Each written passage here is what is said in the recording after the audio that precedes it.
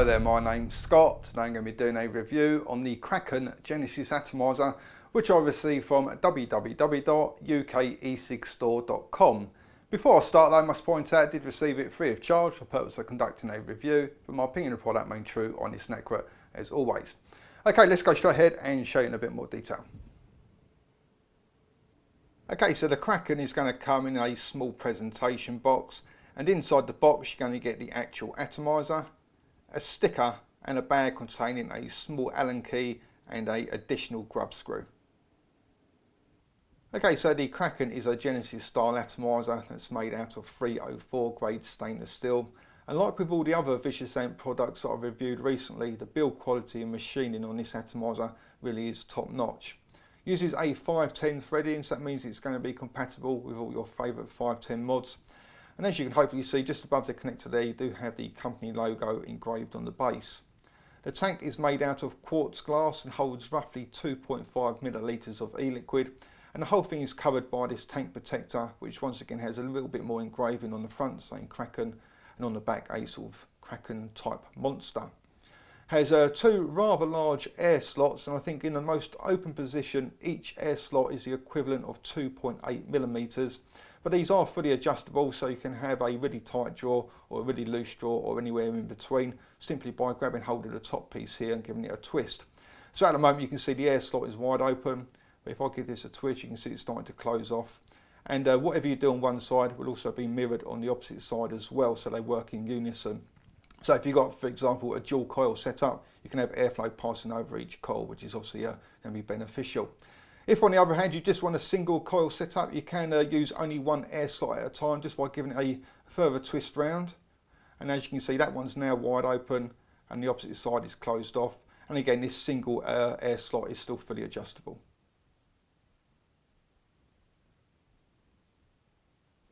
Now when it comes to removing the tank protector, I find it's a lot easier to take the atomizer, attach it onto whatever device you're going to be using, and then give it a pull and a twist at the same time, because it is held very firmly in position even though it uses only a single O-ring now.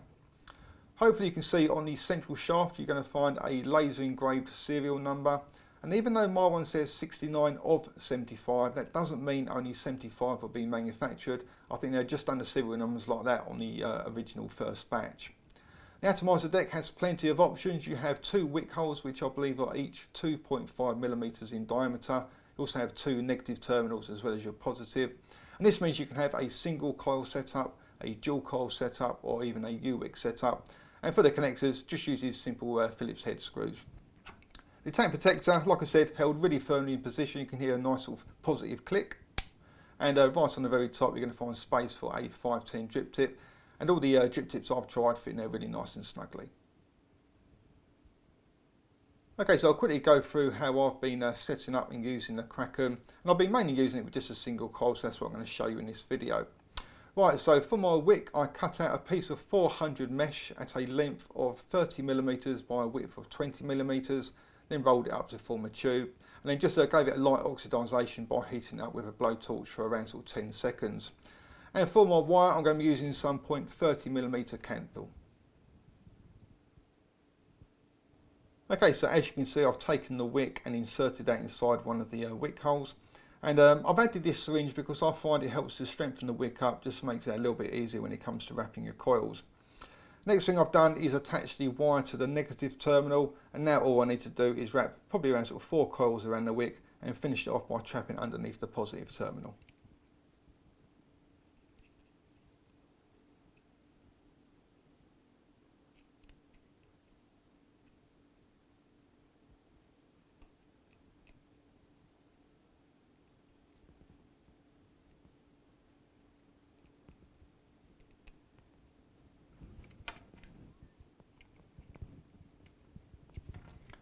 And then once it's all tightened up, you can just make it look a little bit neater, give them a little bit of adjustment, and what you should have is something that looks a little bit like that.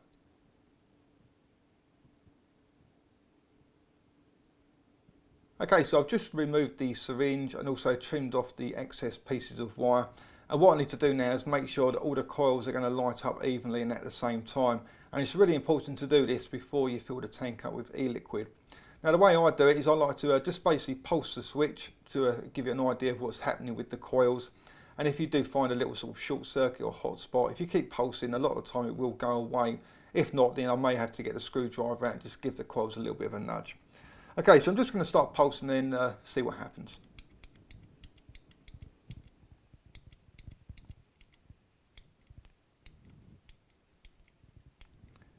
As you can see, just the top coil is lighting up at the moment. If I keep on to it, hopefully it should start working its way through. And you can see the other coils are starting to light up as well now. There's a little tiny hot spot there, so just persist for a little bit longer.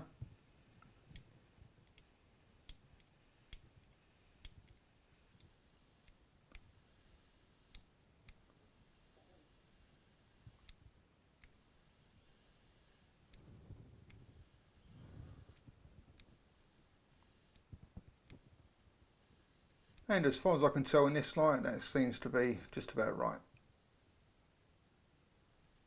Okay, so now all the coils are lighting up evenly, and at the same time I can just take my e-liquid and fill the tank up with some juice.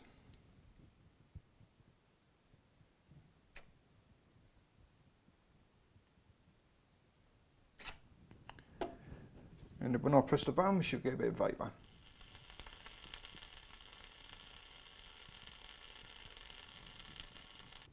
Okay, so all that's left to do now is attach the tank protector. So that's just going to slide over the top and click into place.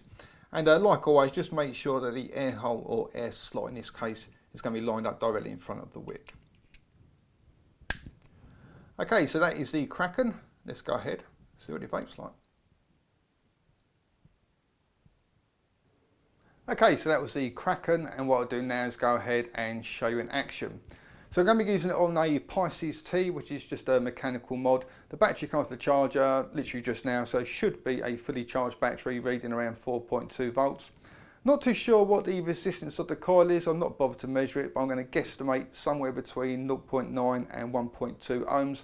And I've got a tank filled up with some 18mg strength tobacco flavoured e-liquid. It's just a PG e-liquid. Okay, so this is the Kraken.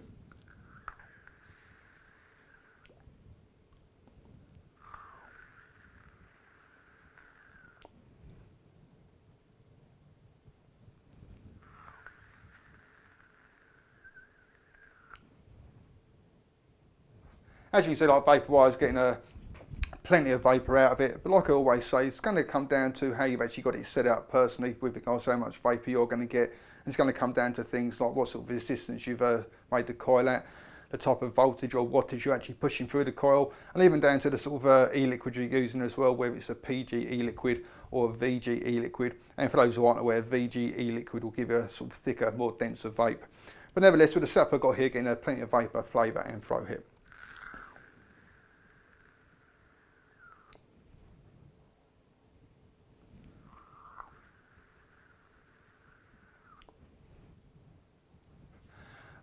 With regards to the actual temperature of the vapour, I'm getting a really nice warm vape out of it. But again, it will come down slightly to how you've actually got it set up. So if you've got, for example, a really high resistance coil in there, it's obviously going to produce, say, a cooler vape than what you would do if you had a quite low resistance like what I'm using here. But for me, with this setup, it's just a really nice warm vapour, exactly how I like it.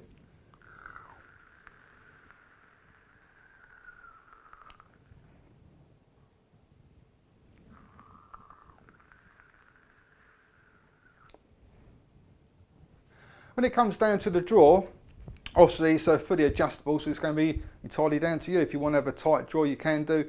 If you want to have a loose draw, you can do. If you want somewhere in between, again, you can do. It's going to be entirely down to the user.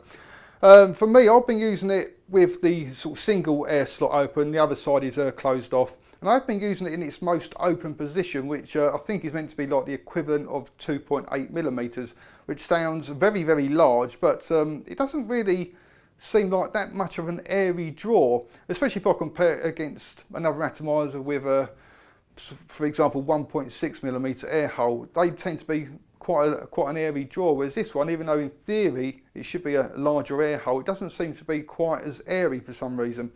It could just be that I'm getting used to an airy draw, because I think the last few atomizers and hybrids that I've been using have all had quite large air holes, so it could just be the case I'm getting used to the airy draw. But it definitely doesn't seem as airy compared to some other sort of Genesis atomizers.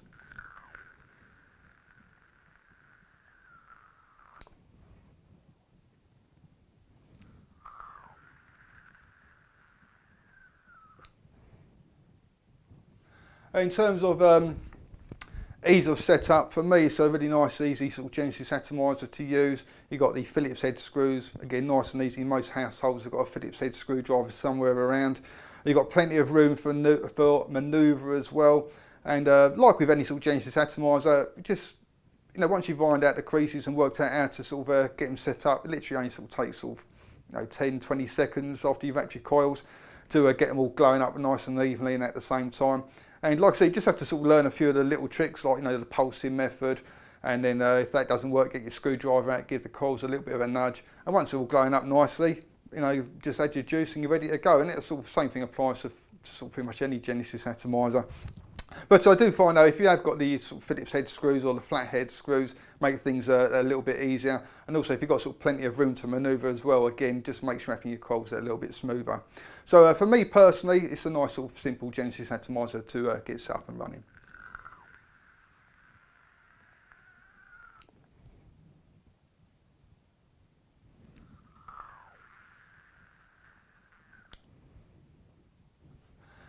Build quality wise, can't fault it at all. It's a very nicely machined atomizer. And recently I reviewed, I think it was the Cyclone and the Valkyrie, which are both by the same manufacturer as well, Vicious Ant. And again, they really were top quality devices, especially the Valkyrie, which was really impressive. And so build quality wise, it's perfect. It came to me in a perfect condition, no sort of rough edges or buffs or scuffs or anything like that. Just a very nicely machined atomizer. Negative wise, there really is pretty much nothing you can say negative about it. Some people may be put off by the engraving. I can see where they're coming from. Personally, I quite like it.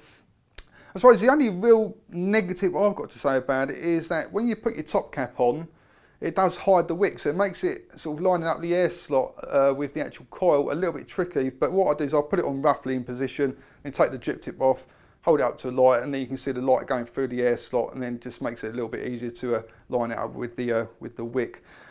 Negative wise though, that is pretty much the only bad thing I've got to say about it, and even then it's not particularly that much of a big deal.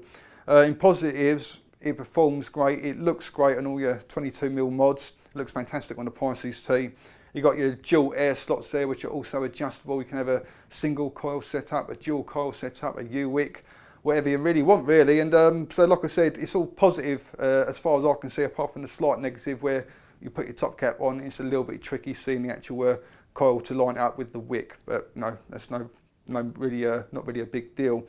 I'm sure some people will be wondering whether you get any sort of condensation leaking down the tank where your top cap is sort of pushed on. I've not had anything like that whatsoever, no leaks or anything. Obviously if you hold it upside down, you're going to start getting leaks there, but just for normal everyday use, not had any sort of leaks or condensation build up on the tank or anything like that at all.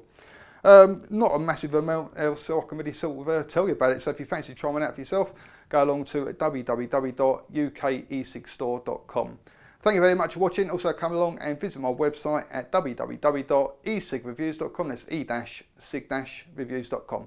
Cheers guys, happy vaping, see you later.